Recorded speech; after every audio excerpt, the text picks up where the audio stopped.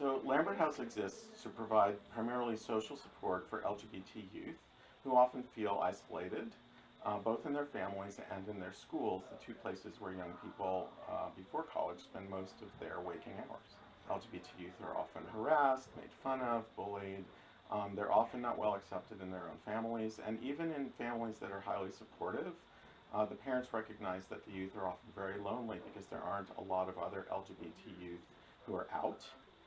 Lambert House exists as a safe space for LGBT youth to form community with each other, and there are many different activities that we have to provide youth with different interests, ways of doing that. You've already seen the downstairs space, which is about 1,600 square feet of social space downstairs, and then there's this library and the cyber center, which you've seen down the hall as well.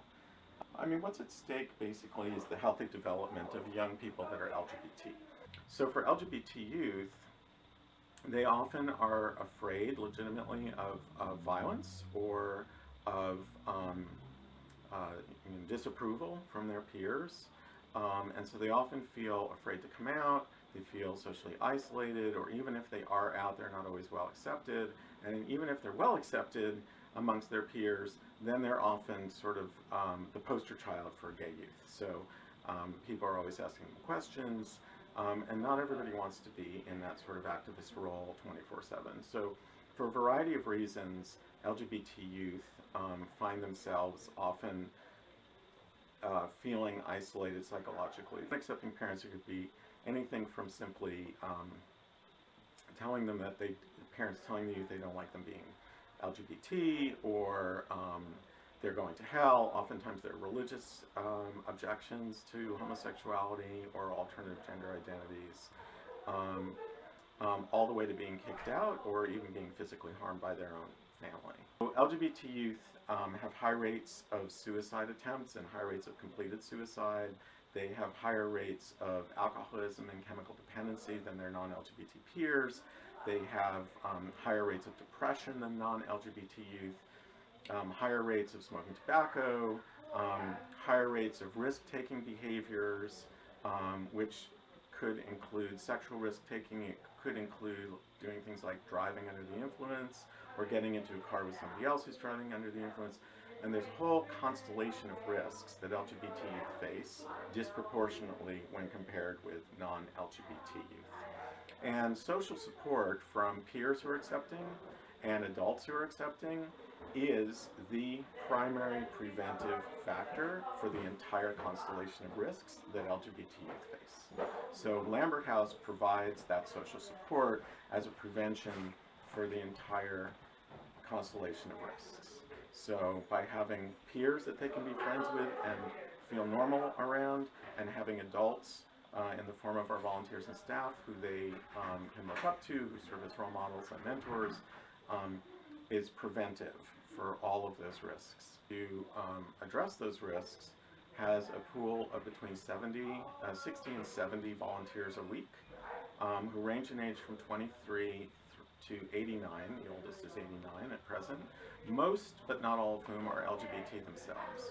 So there you have this giant, gender-balanced, highly diverse group of adults who can normalize being LGBT in the world for young LGBT people, and who can basically, by their existence, serve as examples of success. And then the youth here range in age from 11 through 22, and there's about 500 youth a year, and they are also about half female, half male. There's about 5 to 7% a year that are transgendered. They also are highly diverse in terms of living situation, family background, economic status, education of their parents, education of themselves, values, and so on, religion. Everybody that comes here basically can find other people to form community with, whether those people are similar or different from them.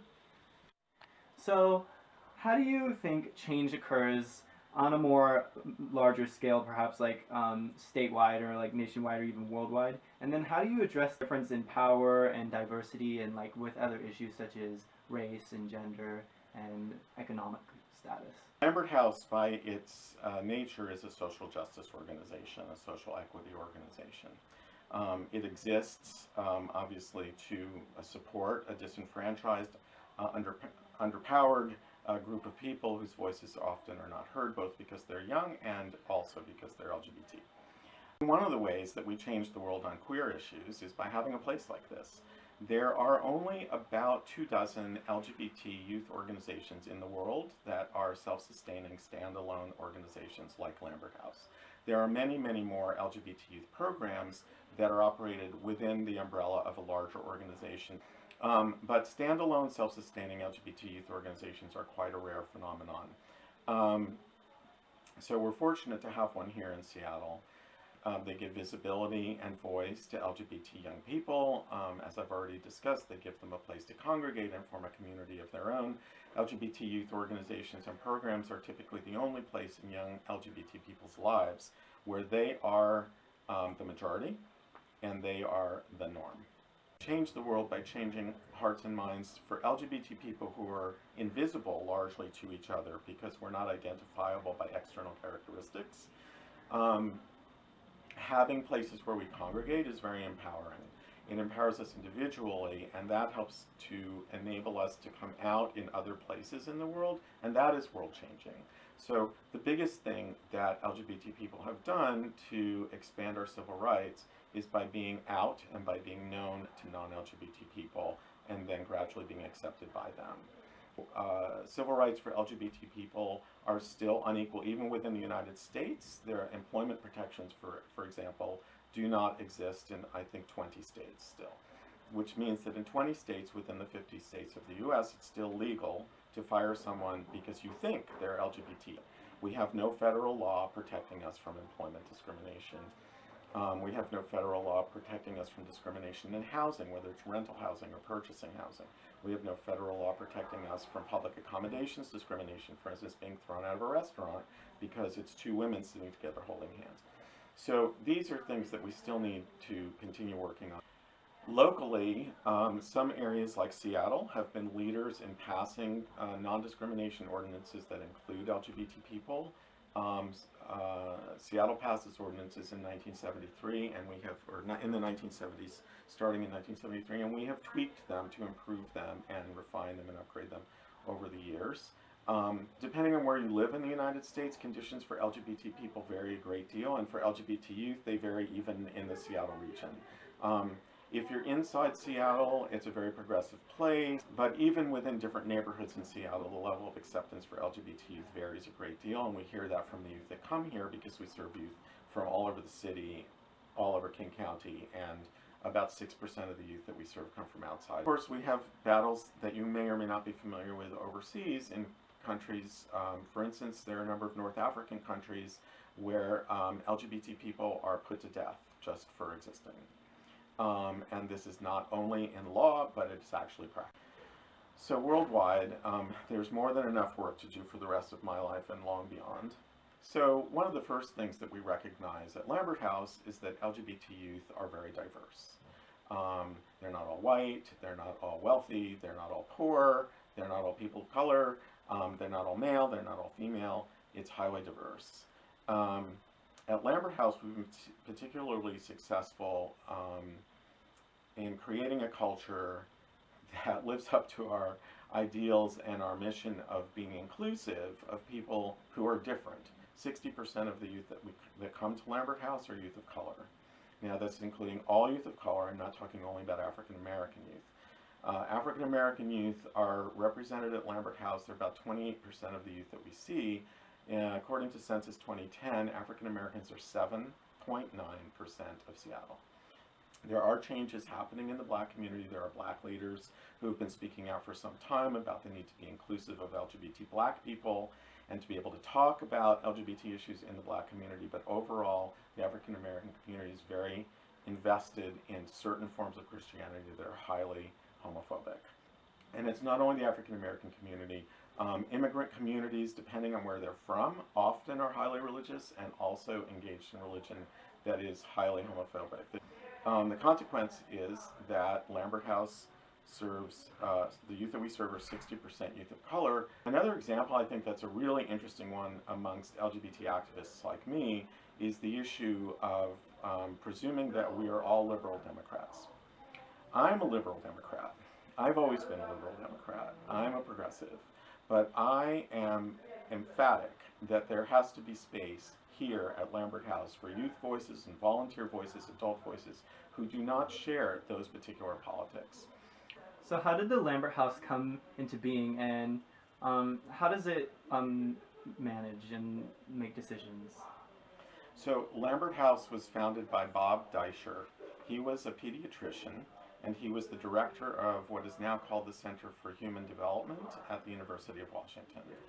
So he and two other professional friends of his took out the original incorporation papers for what they called the Association of Gay and Lesbian Youth Advocates in 1981. At that time, it was the first LGBT youth organization in the world other than a college student group. For the first 10 years, the Association of Gay and Lesbian Youth Advocates met in borrowed spaces where they held weekly support groups for young LGBT people. During the late 80s, some young people in their 20s, some out LGBT people, decided that it would be great to expand the programs and have a space that was open on a daily basis for LGBT people. And in 1991, they wrote a grant to the city of Seattle that enabled them to lease the building that we've been leasing for the last 24 years. So that is the building that we're meeting in tonight. How we make decisions? Well, all of the programs here are youth-driven. That is to say, there's no point in offering any activity, service, or program here unless youth want it. Youth are not required to be at the LGBT Youth Center. This is not a school where they have to be enrolled. In almost all cases, this is not some place that their parents force them to attend. Youth come here because they want to, because they find it of value.